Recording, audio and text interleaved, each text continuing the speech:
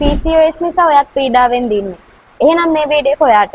PCOS කියන්නේ යෝන් වියේ හා තරුණ වියේ පස්වන කාන්තාවන් අතර බහුලව දකින්නට ලැබෙන තත්ත්වයක්. මේකෙදි වෙන්නේ ඩිම්බකෝෂයේ වතුර බිබිලි වගේ ඒවා ගොඩක් ඇති වෙලා එහි කාර්ය අඩපණ වෙන එක. PCOS නිසා කාන්තාවන්ගේ මාසික කොසක් චක්‍රය අක්‍රමවත් වෙනවා. මූණේ පිටේ වගේ තැන්වල අධික ලෙස කුරුලා එනවා. ඒ වගේ තැන්වල අධික ලෙස රෝම වර්ධනය වෙනවා. ඒ වගේම දරුවෝ බලාපොරොත්තු වෙන ඉන්න කාන්තාවක් නම් දරුවපත් ප්‍රමාද වෙනවා වගේ ප්‍රශ්න ගොඩක් ඇති වෙනවා. ඒ වගේම තමයි ඔයාගේ ඇඟේ රුධිරයේ සීනි මට්ටම පාලනය කරන ඉන්සියුලින් කියන හෝමෝන් එකටත් අහිතකර විදිහට බලපානවා. ඒ නිසා PCOS තියෙන කාන්තාවන්ට අනාගතයේදී දියවැඩියාව, අධිරුධිර පීඩනය, හෘද රෝග වැනි රෝග ගොඩක් ඇති වෙන්න පුළුවන්. මේ PCOS කියන තත්ත්වය මගහරවා ගන්න කරන්න පුළුවන් එක්සර්සයිස් තියෙනවා කියලා ඔයාලා දන්නවද? අද අපි එක්සර්සයිස් වලින් දෙකක් හරියටම කරන විදිහ බලමු. මේ තමයි පළවෙනි එක්සර්සයිස් එක. ඔයා බිගිනර් කෙනෙක් නම් මුලින්ම කරන්න ඕනේ ග්ලුට්ස් වලට අත් දෙක යට කරගන්න එක. ඔළුව කෙලින් තියාගෙන නී ජොයින්ට් එක ටයිට් කරගෙන කකුල් දෙක මේ ගානට උස්සන උඩට.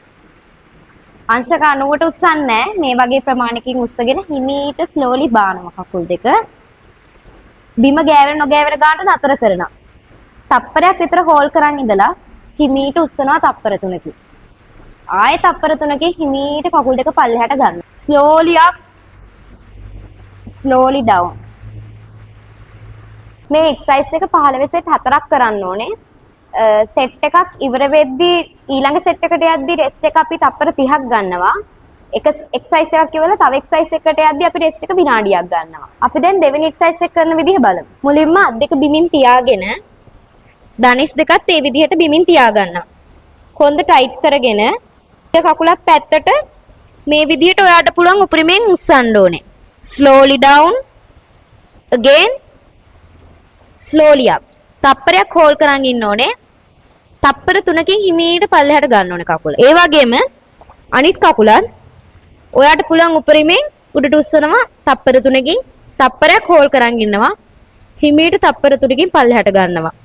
මේ එක්සර්සයිස් දෙක කරන සෙට් ගානයි රෙප්ස් ගානයි ටයිම් එකයි හරියටම මැනේජ් කරොත් තමයි බෙස්ට් රිසල්ට් ගන්න පුළුවන්. ඒ ගැන හරියටම දැනගන්න ප්‍රසාෆිට් YouTube channel එක හරහා එකතු වෙන්න.